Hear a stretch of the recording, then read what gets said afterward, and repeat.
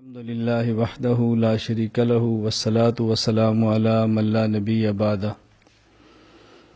أما بعد فأعوذ بالله من الشيطان الرجيم بسم الله الرحمن الرحيم لقد كان لكم في رسول الله أسوة حسنة لمن كان يرجو الله واليوم الآخر وذكر الله كثيرا اللهم صل على محمد وعلى آل محمد كما صليت على إبراهيم وعلى آل إبراهيم إنك حميد مجيد اللهم بارك على محمد وعلى آل محمد كما باركت على إبراهيم وعلى آل إبراهيم إنك حميد مجيد اللہ رب العزت کا ہم پر بے حد احسان اور کرم ہے کہ ہمیں حضور اکرم صلی اللہ علیہ وسلم کا امتی ہونے کا شرف بخشا ہے۔ اللہ رب العزت ہمیں اس نعمت کی قدر کرنے کی توفیق عطا فرمائے۔ رسول اکرم صلی اللہ علیہ وسلم کا اس دنیا میں تشریف لانا یہ باعث خیر بھی ہے، باعث برکت بھی ہے اور باعث نجات بھی ہے۔ نبی کریم صلی اللہ علیہ وسلم کی زندگی یہ اسوہ اور بنیاد ہے پوری زندگی کے لیے۔ جو شخص اپنی دنیا اور موت کے بعد کی زندگی، اپنی آخرت یہ سنوارنا چاہے تو اس کے پاس صرف ایک طریقہ ہے کہ حضور اکرم صلی اللہ علیہ وسلم کی مبارک زندگی کے مطابق اپنی زندگی بنا لے۔ اس میں کمی کرے تو جرم ہے، اس میں زیادتی کرے تو جرم ہے۔ ہم رسول اکرم صلی اللہ علیہ وسلم کی سنت میں نہ کمی کرنے کے حقدار ہیں اور نہ ہی اس میں زیادتی کرنے کے مجاز ہیں۔ ہم اگر یہ چاہیں کہ ہماری دنیا اور آخرت سنورے تو ہم پہ لازم ہے کہ نبی کریم صلی اللہ علیہ وسلم کی زندگی کو اسوہ اور نمونہ بنائیں۔ قرآن کریم نے اس حقیقت کو واضح کیا ہے کئی ایک آیات میں۔ قرآن کریم کی ایک تلاوت میں نے بھی آپ کی خدمت میں پڑھی ہے۔ قرآن کریم کی ایک آیت کی تلاوت کی ہے، لقد کان لکم فی رسول اللہ اسوۃ حسنہ۔ اللہ کا پیغمبر تم سب کے لیے اسوہ حسنہ ہے۔ یہ کم ضمیر مردوں کے لیے ہے، لیکن یہاں عورتیں بھی اس میں شامل ہیں۔ اس کا معنی یہ نہیں ہے کہ صرف مردوں کو حکم ہے۔ قرآن کریم میں اللہ رب العزت اکثر مقامات پہ مردوں کو، عورتوں کو، حضرات کو، خواتین کو جب حکم دیتے ہیں تو صیغہ مذکر کا استعمال فرماتے ہیں۔ اس کا معنی ہرگز یہ نہیں ہوتا کہ یہ حکم عورتوں کو شامل نہیں ہے۔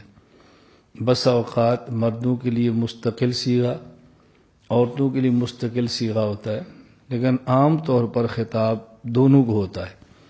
تو یہاں بھی اللہ رب العزت نے دونوں کو یہ بات فرمائی ہے کہ تم سب کے لیے اسوہ حسنہ اور بہترین نمونہ رسول اکرم صلی اللہ علیہ وسلم کی زندگی میں ہے۔ لیکن کس شخص کے لیے؟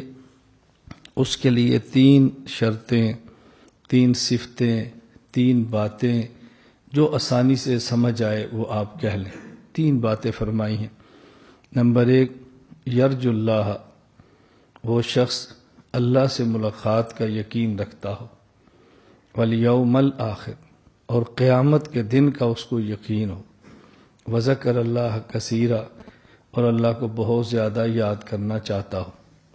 بس نمبر 1 اللہ سے ملاقات کا یقین ہو، نمبر 2 قیامت کے دن کا یقین ہو، نمبر 3 اللہ تعالیٰ کو یاد کرنا چاہتا ہو، تو اس کے لیے میرے پیغمبر کی زندگی اسوہ ہے۔ نمبر 1 اللہ کی بات کیوں فرمائی؟ جو شخص اللہ سے ملاقات کا یقین رکھتا ہے تو اس کو یہ بھی یقین ہے کہ اللہ مالک ہے، اللہ خالق ہے، میں مملوک ہوں، میں مخلوق ہوں، اللہ کی بات میں نے ماننی ہے، اللہ مجھ سے پوچھیں گے، اللہ کی بات مانوں گا تو راضی ہوں گے، اللہ کی بات نہیں مانوں گا تو ناراض ہوں گے۔ لیکن اللہ کی ناراضگی، اللہ کی خوشی یہ کیسے پتہ چلے گی؟ اللہ کے اور ہمارے درمیان واسطہ رسول اکرم صلی اللہ علیہ وسلم کی ذات ہے۔ کبھی اللہ کے نبی بول کر بات سمجھاتے ہیں، کبھی عمل کر کے بات سمجھاتے ہیں، کبھی اپنی خاموشی سے بات سمجھاتے ہیں۔ تو رسول اکرم صلی اللہ علیہ وسلم ہی کے ذریعے ہمیں اللہ کی منشا، اللہ کی مراد، اللہ کی چاہت، اللہ کی خوشی کا پتہ چل سکتا ہے۔ اس کے بغیر کوئی راستہ نہیں ہے۔ اس لیے فرمایا کہ جو شخص اللہ سے ملاقات کے یقین رکھتا ہے نا، میرا پیغمبر اس کے لیے اسوہ ہے۔ نمبر 2، جس کا قیامت کے دن پر یقین ہے، میرا پیغمبر اس کے لیے بہترین نمونہ ہے۔ قیامت کے دن کی بات کیوں فرمائی؟ جس کا موت کی بات کی زندگی پر یقین ہی نہیں ہے، جس کو حساب کتاب کا یقین ہی نہیں ہے، اس کو نہ کسی پر ظلم کرنے کا ڈر ہے، نہ کسی کا حق غصب کرنے کا ڈر ہے، نہ اس کو کسی پر زیادتی کا خوف ہے، کیونکہ اس کو موت کے بعد کی زندگی کا یقین ہی نہیں ہے۔ لیکن جس کو موت کے بعد کی زندگی کا یقین ہے، وہ کسی پر ظلم کرنے سے پہلے 1000 بار سوچے گا کہ مجھ سے بدلہ لیا جائے گا۔ کسی کا حق غصب کرے گا تو 1,00,000 بار سوچے گا کہ مجھے یہ حق دینا پڑے گا۔ کسی پر زیادتی کرے گا تو کئی بار سوچے گا کہ زیادتی کا مجھ سے قیامت کے دن بدلہ ہوگا تو میں کیا کروں گا۔ تو اس کے لیے پھر پیغمبر کی زندگی اسوہ ہے، نبی کی زندگی اس کے لیے نمونہ ہے کہ رسول اکرم صلی اللہ علیہ وسلم نے پوری زندگی میں کسی شخص کا حق غصب نہیں فرمایا، کبھی کسی پر زیادتی نہیں فرمائی۔ یہ تو ہوا کہ کسی نے آپ پر ظلم کیا اور آپ نے برداشت کیا، آپ پر زیادتی کی اور آپ نے سہ لیا، لیکن ایسا کبھی نہیں ہوا کہ آپ نے زیادتی فرمائی ہو۔ اب اگر ظلم ہو اور بندہ سہ لے، کیوں؟ اس کو پتہ ہے کہ میں بدلہ نہیں لوں گا تو قیامت کو اللہ بدلہ دلوائیں گے، یا اللہ اس ظلم کا مجھے اجر عطا فرما دیں گے۔ مجھ پر کسی نے زیادتی کی، قیامت کے دن اس کا بدلہ ہوگا، نہیں تو اللہ مجھے اس کا اجر عطا فرما دیں گے۔ تو جس کو اس بات کا یقین ہے کہ قیامت کے دن معمولی سی معمولی بات کا حساب ہوگا، وہ یقیناً پیغمبر کی زندگی کو دیکھ کر چلے گا۔ کیوں؟ ہم نے آخرت کو سنا ہے، نبی پاک نے آخرت کے منظر کو دیکھا ہے۔ اللہ تعالیٰ پیغمبر پر منکشف فرماتے ہیں، دنیا میں رہ کر جنت کے منظر دکھاتے ہیں، دنیا میں رہ کر جہنم کے منظر دکھائے ہیں، معراج کی رات آپ کو دکھایا ہے۔ تو ما بعد الموت کی جو زندگی ہے اللہ نے اپنے پیغمبر کو دکھا دی ہے، پھر رسول اکرم صلی اللہ علیہ وسلم بہتر اس زندگی کوئی نہیں سمجھا سکتا۔ نمبر 3، وذکر اللہ کثیرا، جو شخص اللہ کو بہت زیادہ یاد کرنا چاہتا ہے وہ نبی پاک کی زندگی کو دیکھے۔ یاد کرنے کا ایک طریقہ، اللہ کے ذکر کا ایک طریقہ، آدمی زبان سے کہے سبحان اللہ، الحمدللہ، اللہ اکبر، اور لا الہ الا انت سبحانک انی کنت من الظالمین، یا لا الہ الا اللہ محمد الرسول اللہ۔ اللہ کوئی بھی ذکر کرے، ایک ہے زبان سے اور ایک ہے حقیقی ذکر کہ آدمی ہر وقت وہ کام کرے جو اللہ چاہتا ہے، ہر وقت وہ اعمال کرے جس سے اللہ راضی ہوتے ہیں۔ تو جو یوں اللہ کو یاد کرنا چاہتا ہے، ذکر زبانی یا ذکر حقیقی، وہ پیغمبر کی زندگی کو دیکھے کہ رسول اکرم صلی اللہ علیہ وسلم نے اٹھتے بیٹھتے لیٹتے چلتے کیسے اللہ کو یاد فرمایا ہے، اور 24 گھنٹے اپنی زندگی اللہ کے منشا کے مطابق کیسے گزاری ہے۔ تو جس کے ذہن میں 3 چیزیں ہوں، اللہ سے ملاقات، قیامت کے دن پر یقین اور اللہ کو یاد کرنے کا جذبہ، اس کے لیے پیغمبر کی زندگی پھر نمونہ ہے۔ تو رسول اکرم صلی اللہ علیہ وسلم دنیا میں تشریف لائے ہیں، اس سے برکت بھی ہے، اس سے خیر بھی ہے، اور اسی سے نجات بھی ہے۔ اس کے علاوہ نجات کا کوئی اور راستہ موجود نہیں۔ اس لیے رسول اکرم صلی اللہ علیہ وسلم کی آمد پر خوش ہونا یہ ایمان کا حصہ ہے، یہ ایمان کا حصہ ہے۔ لیکن خوش ہونے کا مطلب جشن منانا نہیں ہے، خوش ہونے کا مطلب غیر شرعی امور کا ارتکاب نہیں ہے، خوش ہونے کا مطلب کہ جن کاموں سے اللہ کے نبی نے منع فرمایا اس کو کرنا نہیں ہے۔ خوش ہونے کا مطلب شریعت کو تبدیل کرنا نہیں ہے۔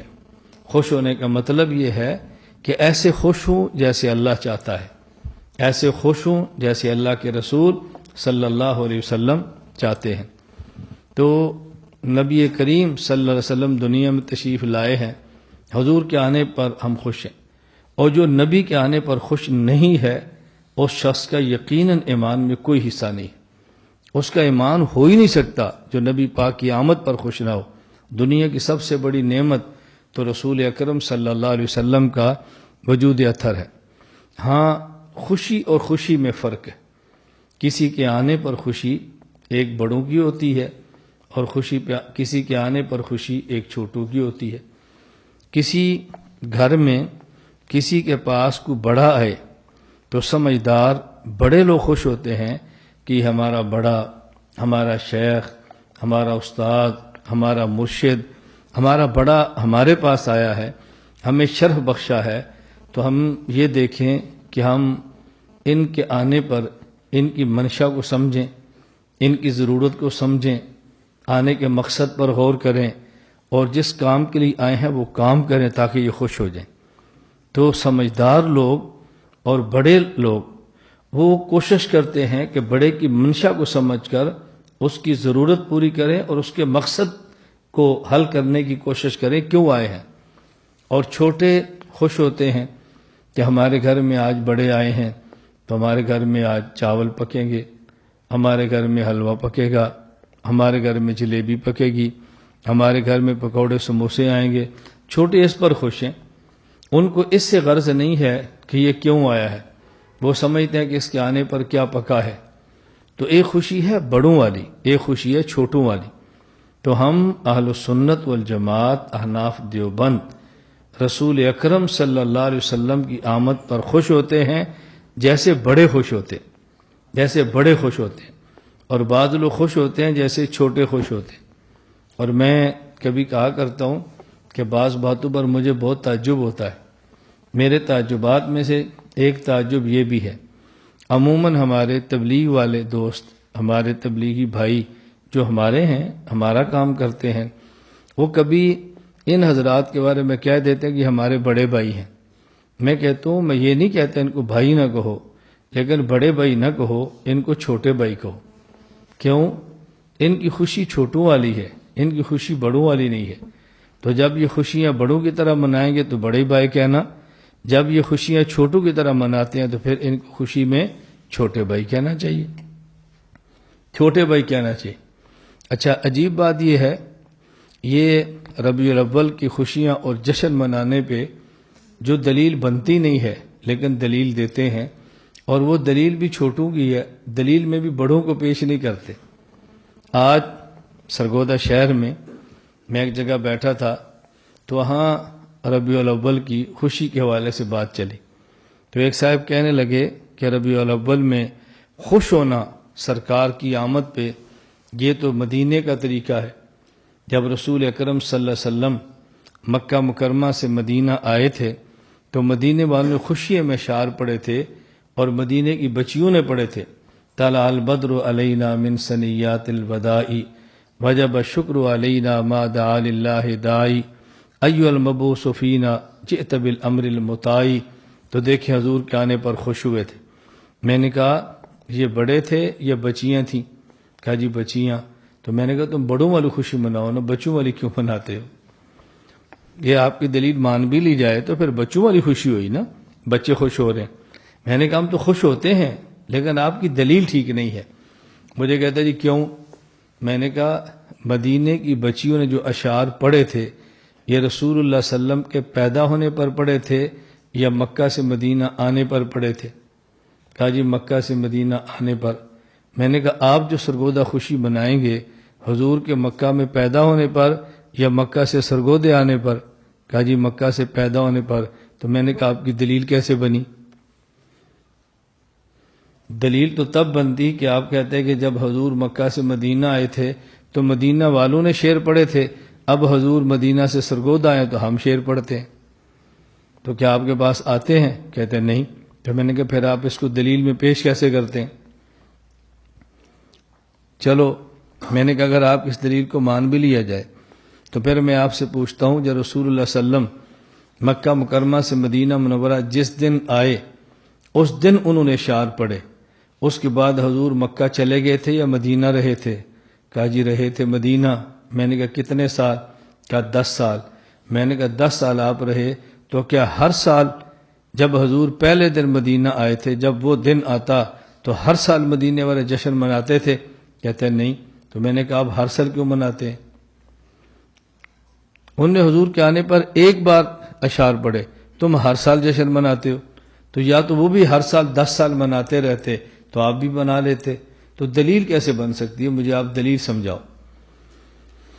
میں نے اس لیے کہا خوش ہونا ہم بھی مانتے ہیں، لیکن سوال ہے کہ خوش ہونا کیسے ہے؟ اور پھر مدینہ منورہ رسول اللہ صلی اللہ علیہ وسلم تشریف لائے، اللہ کے نبی کی آمد پر جو ان بچیوں نے اشعار پڑھے تھے اس پہ غور کریں، ان نے کیا فرمایا تھا۔ انہوں نے کہا تھا طلع البدر علینا من ثنیات الوداع۔ مدینہ منورہ وہ جگہ میں نے دیکھی ہے جہاں سے رسول اللہ صلی اللہ علیہ وسلم ایسے تشریف لائے نا، اور وہ گھاٹی ہے، پہلے تھوڑی جگہ نیچی ہے، پھر آگے گھاٹی ہے، پھر وہاں سے اترے، اس گھاٹی پر چڑھ کے یوں اترتے ہیں نا، جو ایسے گھاٹی پر چڑھے نا پھر اترے۔ بچیوں نے یوں دیکھا اور شعر پڑھا طلع البدر علینا من ثنیات الوداع۔ وہ دیکھنے والا منظر ہے، لیکن یہ تب ہے جب کوئی بتانے والا بھی ہو نا یہ جگہ کون سی ہے، بتانے والا نہیں ہوتا تو لوگوں کو پتہ نہیں چلا۔ اور بہت سارے لوگ ایسے ہیں کرائے پر زائرین کو لیتے ہیں، زیارتیں کراتے ہیں، پرانا سا مکان ہوگا تو کہیں گے یہ حضرت ابو ہریرہ کا مکان لوگ سمجھتے ہیں پرانا مکان ہے شاید اور کہیں ہوگا۔ مدینہ منورہ میں کعب بن اشرف یہودی کا گرا ہوا پتھروں کا پرانا مکان ہے، میں اس مکان پہ جا کے کھڑا ہوں، آج بھی پتھروں کے کھنڈرات ہے، لیکن عام بندہ اس کو نہیں سمجھتا، نہیں پتا ہوتا ان جگہوں کا۔ خیر میں عرض کر رہا تھا ان بچیوں نے اشعار پڑھے طلع البدر علینا من ثنیات الوداع وجب الشکر علینا ما دعا للہ داعی۔ آخری شعر دیکھیں، ایھا المبعوث فینا جئت بالامر المطاع، ایھا المبعوث فینا جئت بالامر المطاع۔ اللہ کے نبی آپ ہمارے پاس آئے ہیں، اور کیسے آئے ہیں؟ بالامر المطاع، امر آپ کا ہوگا، اطاعت ہم کریں گے، آپ حکم دیں ہم بات مانیں گے۔ تو وہ تو یہ منظر تھا کہ آپ فرمائیں اور ہم مانیں، آپ فرمائیں اور ہم مانیں۔ اس کا معنی یہ ہے ہمیں یہ دیکھنا چاہیے کہ رسول اکرم صلی اللہ علیہ وسلم کیوں تشریف لائے، اور نبی پاک کے آنے کا بنیادی مقصد کیا ہے؟ مخلوق کو خالق کی عبادت پر لگا دے۔ ہمیں بھی چاہیے پیغمبر پاک صلی اللہ علیہ وسلم کے آمد کے اس بنیادی مقصد کو سمجھیں اور مخلوق سے کاٹ کے امت کو خالق کے ساتھ جوڑیں۔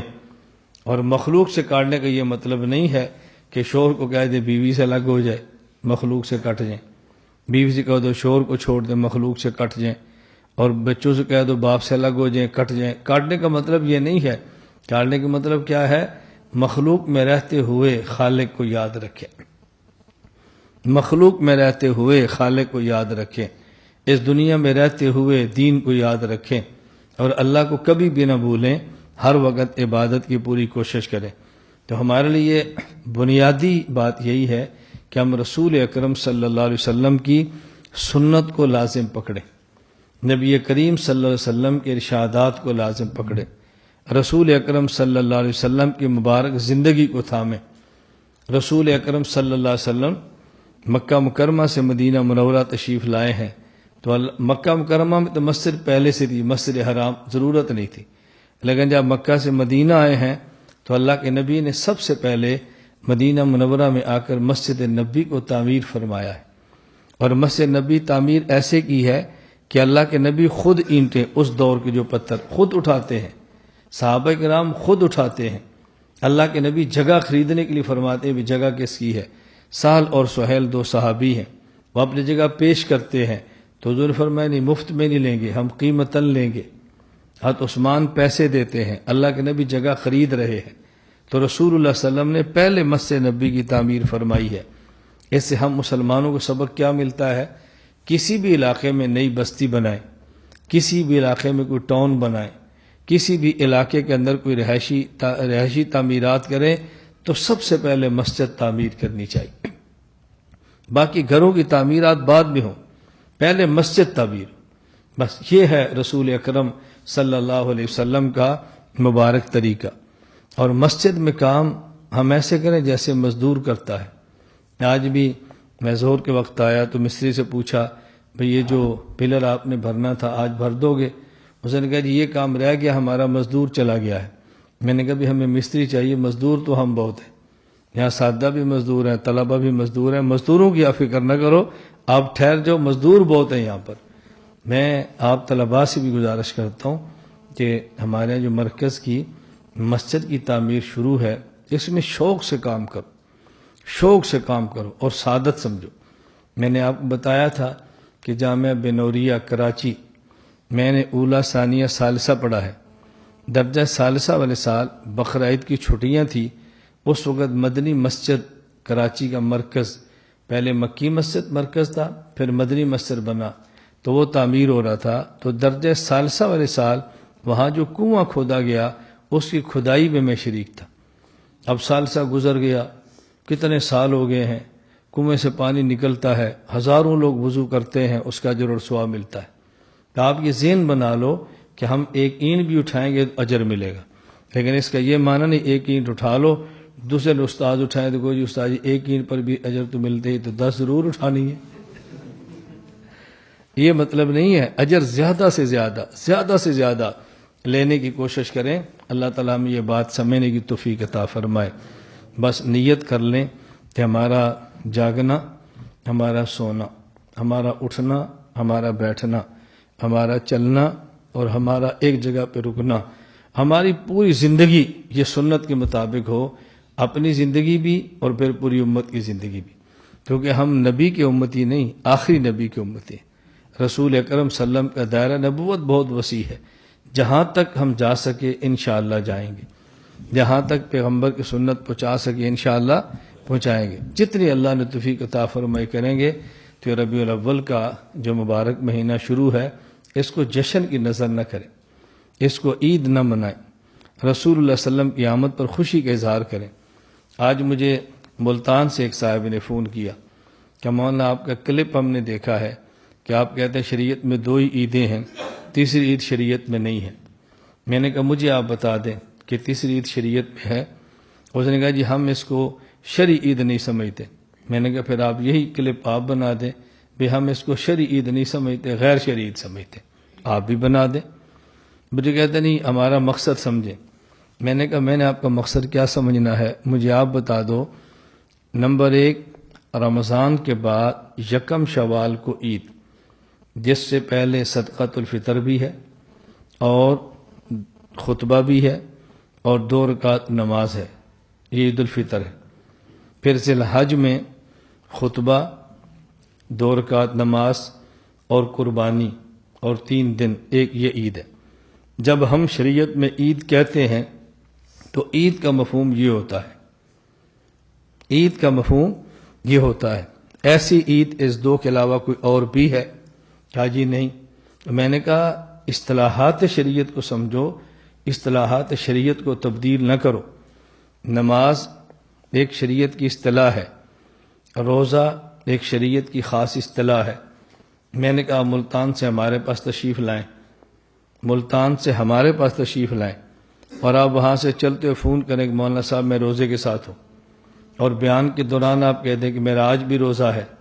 جب بیان سے فارغ ہوں ہم آپ کو چائے پیش کریں تو آپ پی لیں. ہم کہیں آپ تو کہتے ہیں میں روزہ ہے تو آپ چائے کیوں پی رہے ہیں؟ تو آپ کو جی روزے کا مطلب یہ ہے کہ میں گالیاں نہیں دیتا، میرے زبان کا روزہ ہے. میں نے کہا مجھے بتائیں جس کو شریعت روزہ کہتی ہے وہ کیا ہے؟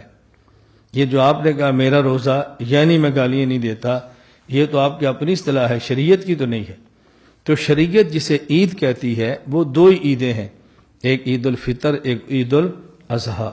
یہ تیسری عید ہم نے بلا وجہ بنائی ہے. خوشی کا اظہار کریں، اس میں حرج نہیں ہے، لیکن اس کو عید کا نام نہ دیں اور اس کو جشن کے طور پر نہ منائیں. آج ہم ایک جگہ پہ تھے تو ایسے اس حوالے سے گفتگو چل پڑی تو میں نے کہا بھی بات اچھی طرح سمجھیں. اگر آپ اس کو عبادت سمجھتے ہیں تو عبادت کے لیے اللہ نے جگہ مسجد بنائی ہے. احب البلاد الی اللہ مساجدها، بہترین جگہ اللہ کی مسجدیں ہیں. ابغض البلاد الی اللہ اسواقها، ناپسندیدہ جگہ وہ بازار ہیں۔ تو آپ اگر اس کو عبادت سمجھتے ہیں کہ رسول اللہ صلی اللہ علیہ وسلم کی ہم نے سیرت کا ذکر کرنا ہے، ہم نے دعائیں مانگنی ہے، امت کو حضور کی سیرت سکھانی ہے، میں نے کہا اس کے لیے تو پھر بازار سے بہتر مسجد ہے۔ مسجدوں میں جمع ہو کر سیرت بیان کریں، سیرت سمجھائیں، مسجد کا ماحول بھی بہت پاکیزہ ہوتا ہے، یہ تو سب سے بہتر ہے کہ یوں کر لیں۔ تو نہیں جی اس میں حرج کی بات کیا ہے؟ میں نے کہا حرج کی بات کیا ہے؟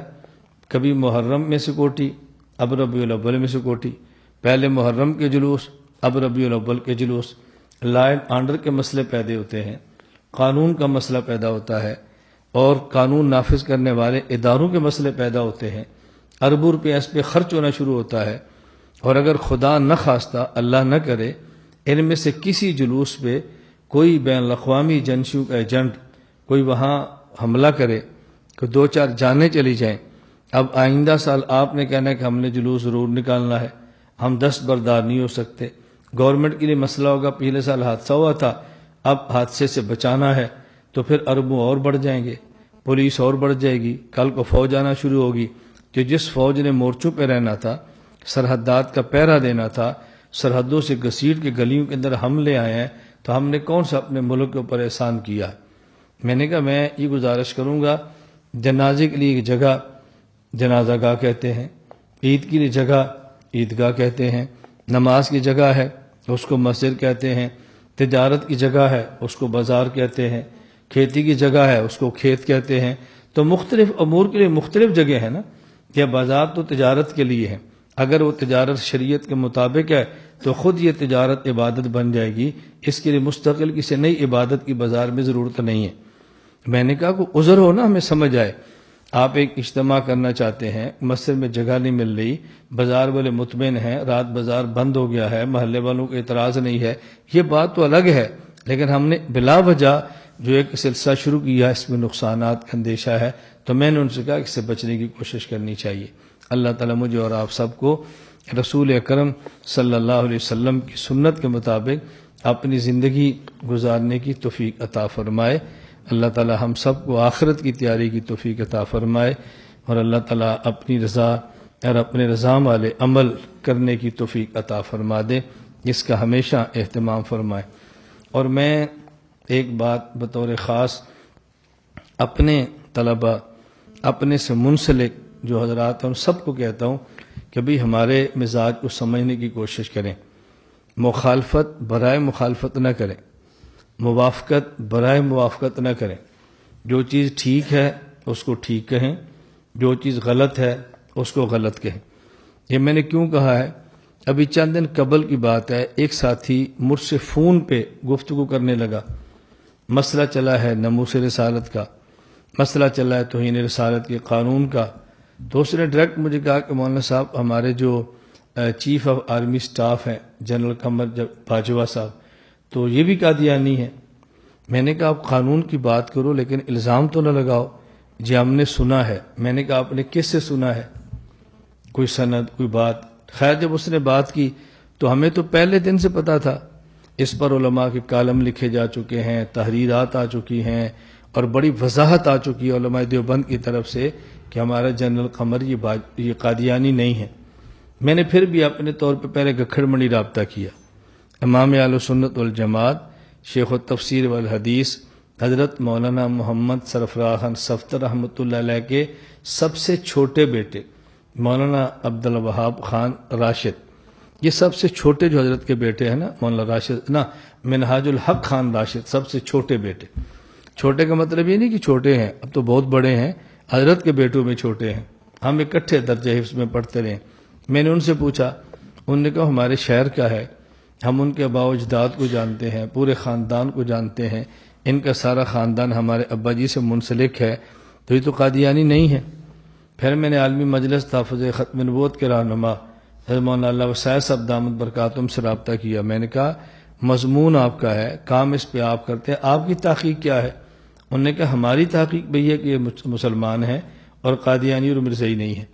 میں نے کہا دیکھو جہاں پہ داعش ہے وہ بھی کہہ رہے ہیں، اور جو جماعت سلمان پہ کام کرتی وہ بھی کہہ رہے ہیں، تو پھر آپ کو کیوں اصرار ہے کہ آپ نے جنگ لڑتے ہو مسلمان کو بھی قادیانی کہنا ہے؟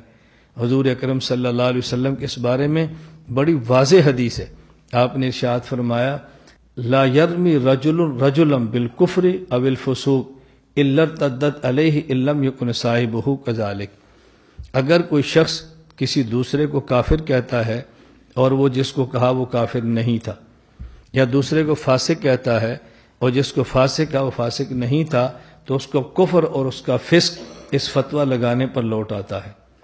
یعنی مسلمان کو کافر کہنے سے بندہ خود کفر میں جاتا ہے اور صالح کو فاسق کہنے سے خود فسق میں جاتا ہے. میں اس لیے گزارش کرتا ہوں بھی آپ ہمارے مزاج کو سمجھو، یہ بلا وجہ الزامات لگا کہ اپنی آخرت تباہ نہ کرو. اللہ تعالی ہم سب کو اپنی آخرت کی فکر کرنے کی توفیق عطا فرمائے. وآخر دعوانا ان الحمد للہ رب العالمین.